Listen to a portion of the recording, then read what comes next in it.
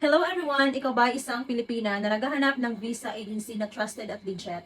So for today's video ay i-share ko sa inyo yung aking karanasan sa pag-process ng US visa at meron ako ditong mga proof na yung Filipino visa ay trusted at legit talaga siya. So first, ito mga madam, basahin ko kay Madam Geneva. Same ma'am, spousal visa din po kami and sa Filipino visa, ipinagkatiwala ni Habi ang process. At ito namang isang proof kay Madam Angel. Niremove ko lang yung kanilang mga surname mga madam ha, para sa kanilang ano na din. Para sa kanilang privacy. Kami din, Filipino Visa Agency namin, maganda talaga, dyan legit dito.